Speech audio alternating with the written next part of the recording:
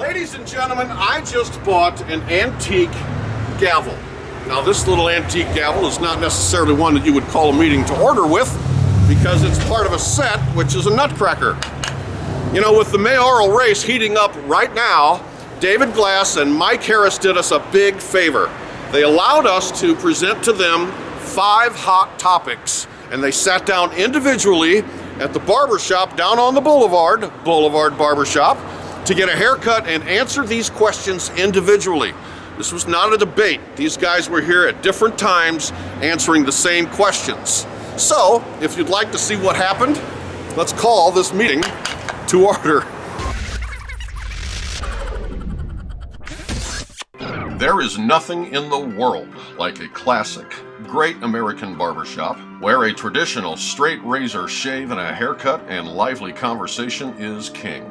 So in this corner we have Petaluma Mayor David Glass running for re-election, and in this corner Councilmember Mike Harris running for mayor. And in the center of this ring is your host, Miss Sarah Sass, owner of the new Boulevard Barber Shop at the corner of Western and Petaluma Boulevard. You are about to watch unbiased, unedited video recordings of these two fine gentlemen as they answer 5 key questions for you. Ready? Go. How does Petaluma compare to the national average in terms of jobs? And what would you do to improve these numbers? Well, in Petaluma, I think we are above the national average in terms of jobs. The question becomes what type of jobs and how are we utilizing people? Are they fully employed? And then the question becomes for people that are unemployed, I don't know that they really care whether Petaluma is above average, because if they're unemployed, the unemployment rate is 100% for them. If you look back into time and you see what is it that a local mayor can do, when the redevelopment of downtown took place, I worked closely with Carl Wong, who actually was a shop teacher before rising all the way through the school system to become superintendent of Petaluma schools. And we put together with redevelopment funding the iron metal bench program that is in our downtown. That was something that went through the entire curriculum of Petaluma High School. Tom Richards' architectural class designed them, the business class marketed them, and the metal class produced those benches. So to this day, every time a project comes to City Hall, I will make sure that the bench program is included. Not whether or not we need benches, we need kids to have the ability to access that curriculum, and it's been identified as the best in the state of California, and that gives them a real job skill when they graduate from high school, should they not be on a track to go to college, or should they want a good paying job to work their way through an academic curriculum. So I'm proud of that. It's turning stones. It's looking at every opportunity and where can you find it, and make sure that you move the ball forward and provide something that allows people to have the best chance to succeed no matter what they pursue. How does Petaluma compare to the national average in terms of jobs, and what would you do to improve these numbers? Oh, well, I did a little research on that, and actually Petaluma is doing a lot better than the national average. The national average is about 6.2%, and California is 7.4%, and then Petaluma is actually 5.2%. So we're doing well against the national average and California's average, but you can always do a lot better. Obviously, we've done a lot of good things in town. Cyan, we just approved a new pad back there, and they say they're going to probably bring another 300 jobs to town.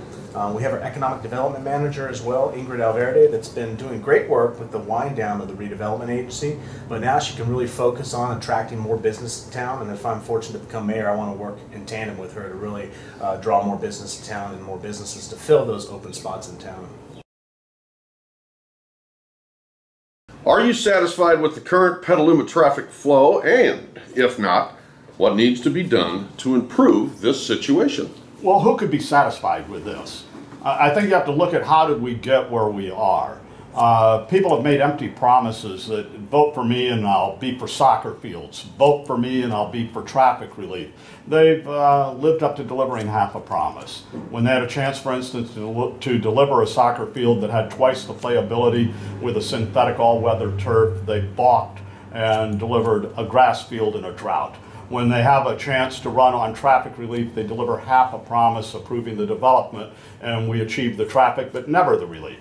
And what I've pointed out through the years is that it takes money to deal with these issues, and that what was missing was not the desire, but rather the capability. And without money, you can't do anything. And so I led the charge to increase the development impact fees on traffic. That gave us the money actually to do the old Redwood Highway improvements that are taking place today and the East Washington Freeway improvements. The Rainier Crosstown Connector is controversial because it isn't funded. Do people want it? Absolutely. I get it. I understand it. But if you collect even the higher impact fees that I led the charge to collect from the development community and was accused of being somehow less than business friendly for that, if you approve every single project that's in the pipeline for the next 5 years, add up all of the revenue that's achieved from that scenario, you still wind up $88 million short of building a road that doesn't qualify for federal or state funding.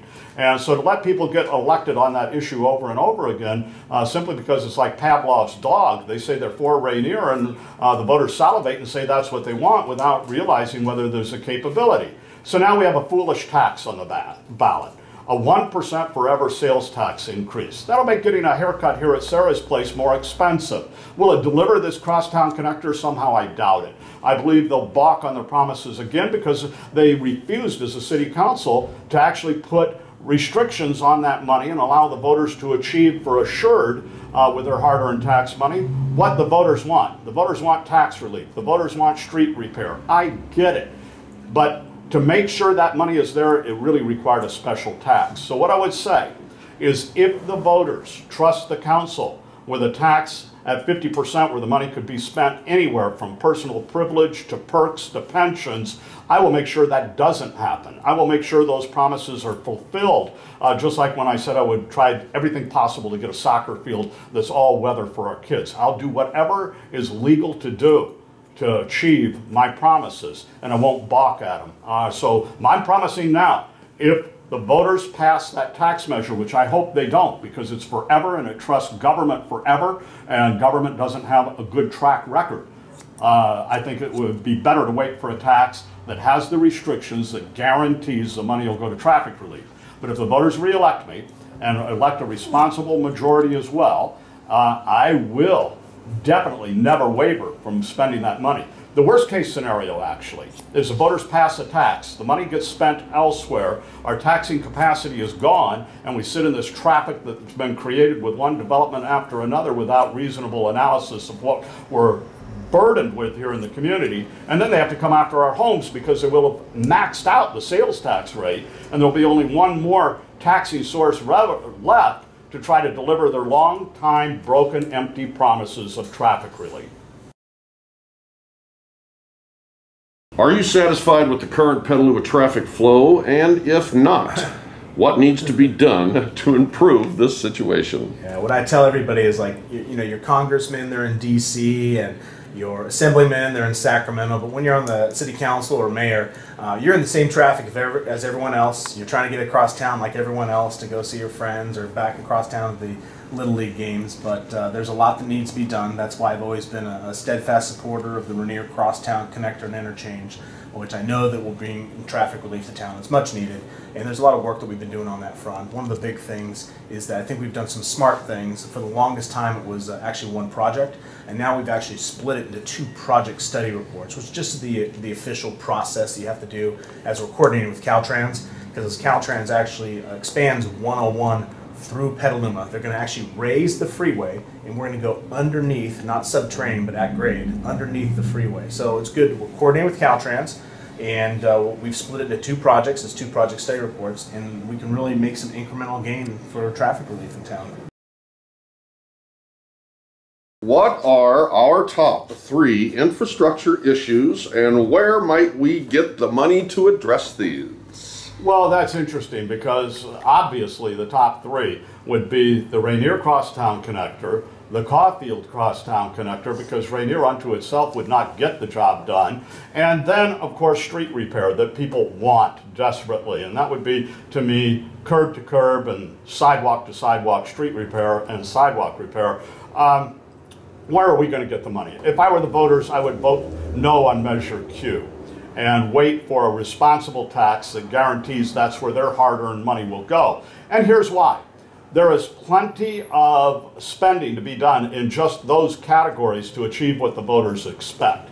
I mentioned earlier that Rainier, after 5 years of collecting all of the impact fees for traffic for the next 5 years, would be $88 million short of funding. Caulfield is a $60 million project that has no funding because all of it would be going into the Rainier project.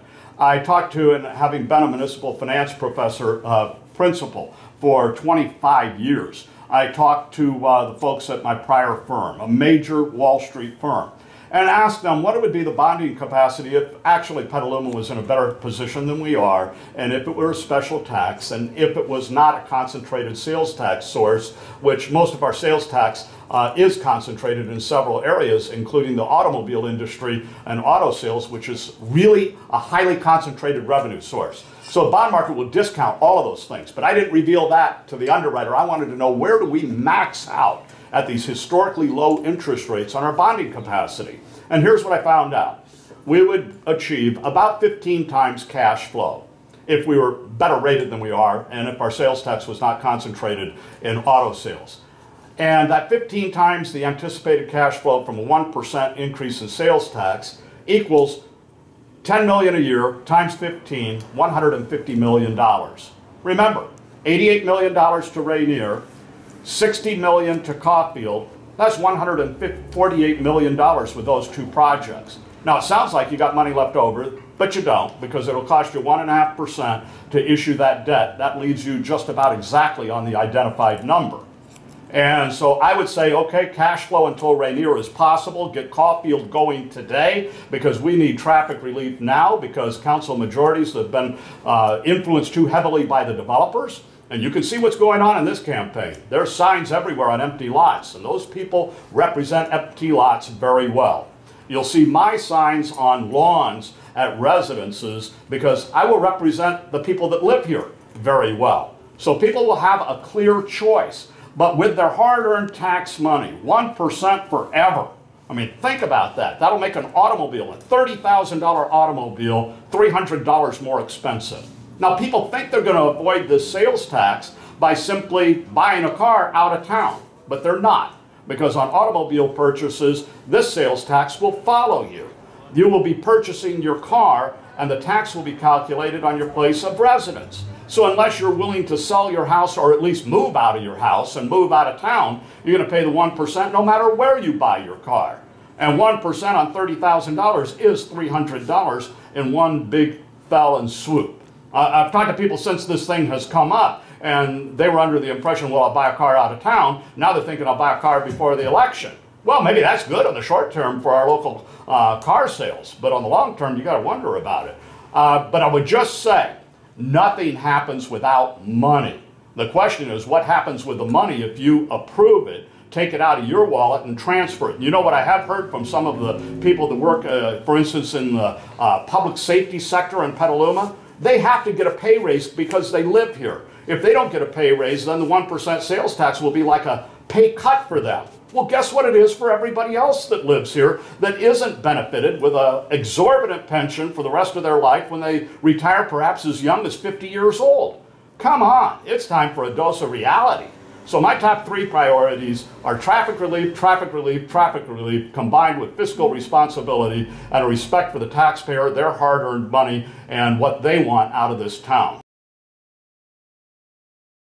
What are our top 3 infrastructure issues, and where might we get the money to address these? Absolutely. Well, the big one infrastructure-wise is back to Rainier, because that's obviously for traffic mitigation, but that's a big infrastructure project.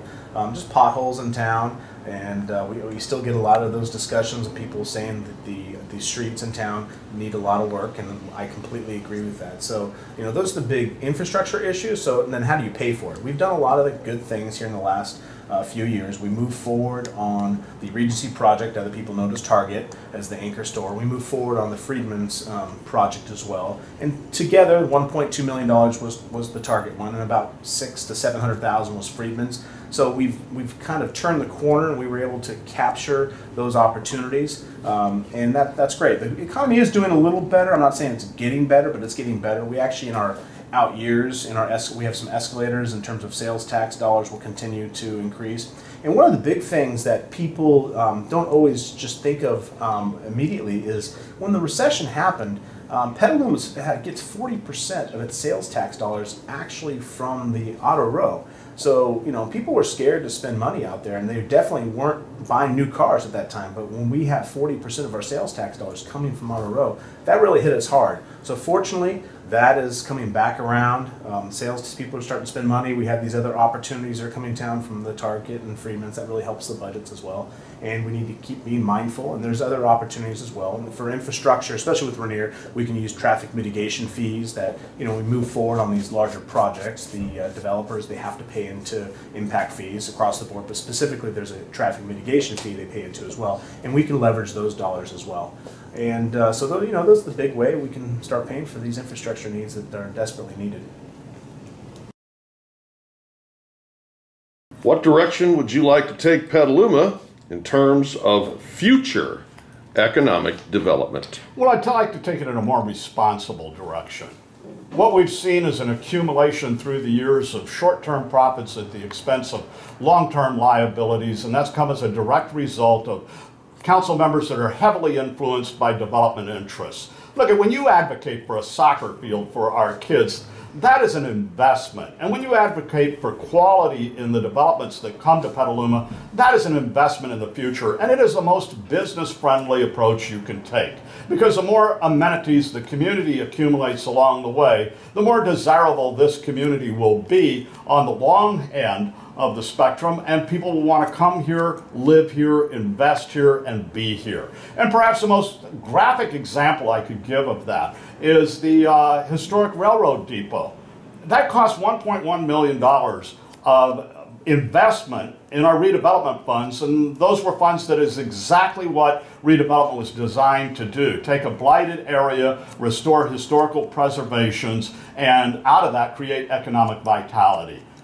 Take a look at what's there today. The Arts Center, the Visitor Center, soon Smart Rail will pull up. So investments in the future that are made today are business friendly. I'd like to see more responsibility coming out of a council going forward. Now, I can't do it alone. I get it. People that watch the soccer meetings saw me get run over and kicked. Well, now it's time for the soccer people to kick that around for a while and figure out what they want in their town. They want people that look to the future, that know we can acquire amenities for their kids today. We can acquire jobs for their parents by insisting that development, when it comes, hires local.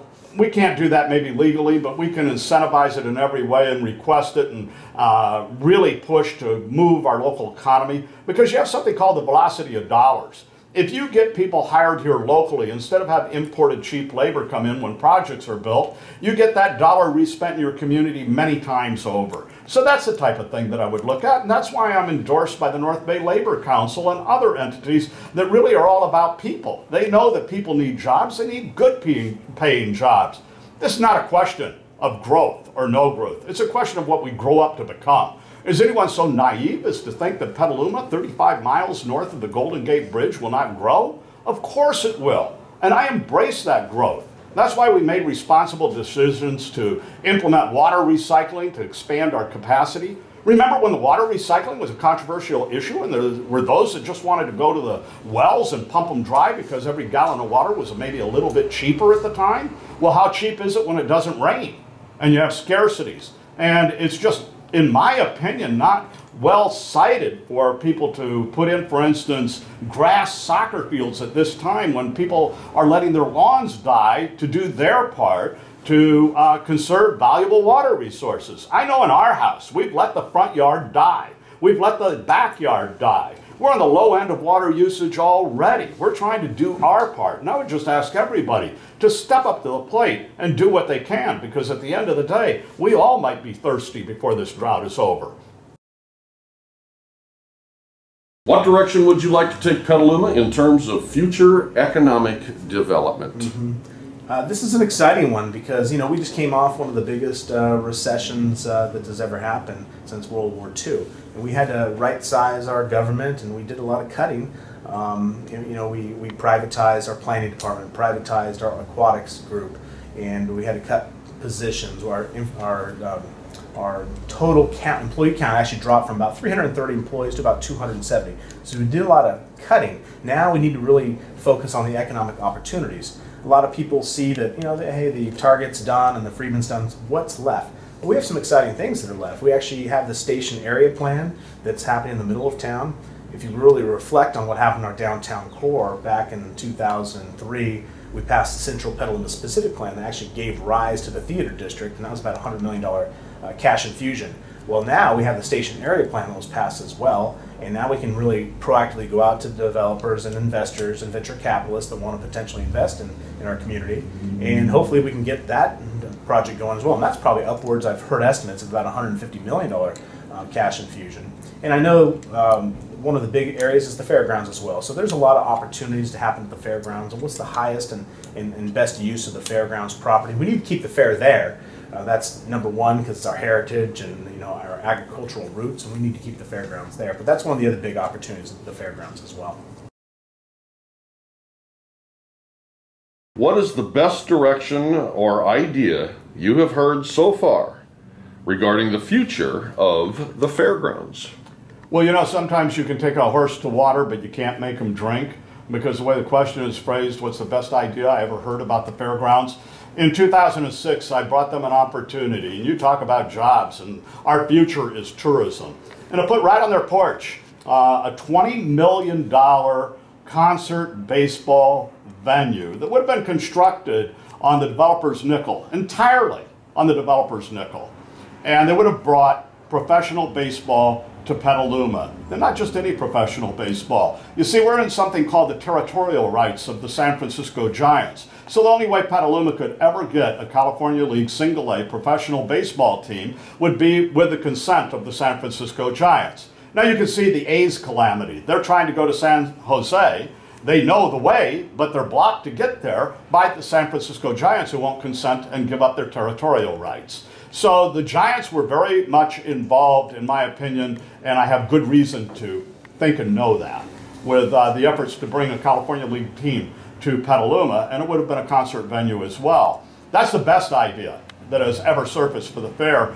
Why they turned it down, I have no idea.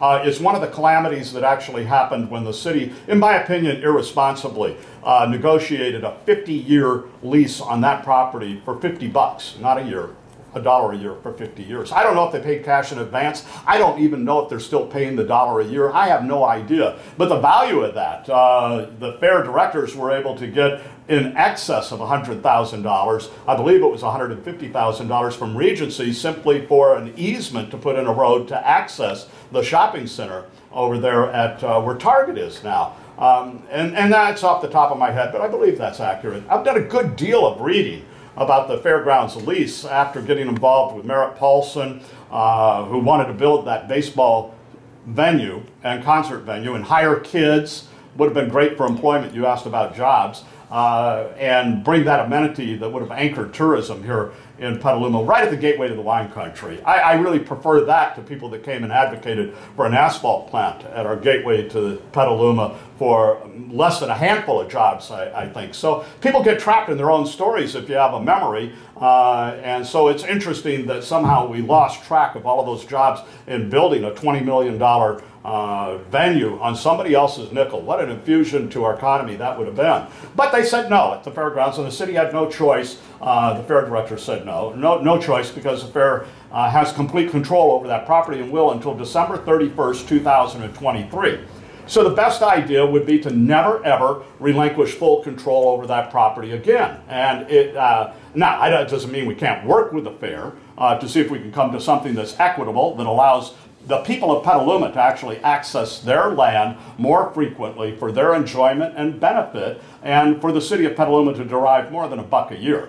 Because you can see the bookkeeping would cost you probably more than $1 a year to see whether that's actually been collected or not. So I would just say that I would be a negotiator that would negotiate in good faith, from strength, looking for real opportunities, but I wouldn't even be willing to have the discussion to extend the lease on the identical terms that it was extended back in 1973. Yet if you were to go back to July, I think it was 18th of 2008, you would find that my opponent and others led the charge to look at, discuss with possible action in a meeting that they called just maybe 72 hours in advance to extend that very lease for 50 years on the same terms at $1 a year. Now, no, I would never have that discussion. I don't believe you negotiate from strength when you start at an unacceptable situation where the city through the years has had to go to court to try to get more justice on that,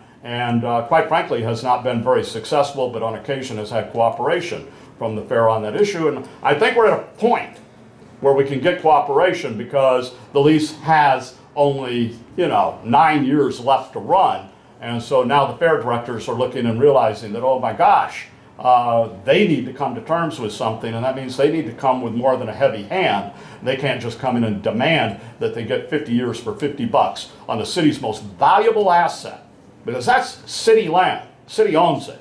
64 acres of prime city-centered land. So it's more than 5 days a year that they have the event called the Sonoma Marin Fair. It is land that, if I had had my way, would have had a baseball venue there where we would have been able to recreate, boost our economy, have construction jobs, and ongoing jobs for people to enjoy concerts and baseball. What is the best direction or idea you have heard so far regarding the future of the fairgrounds? Yeah, I mean, there's a lot of ideas out there, but just to kind of give a little history, back in the 50s, the city council back then, who's obviously actually voted on by the citizens of Petaluma, we actually worked with the fair board, which is appointed by the governor of California, and they actually have a lease for $1 a year to lease the property that the city owns, but it's leased to the fair board.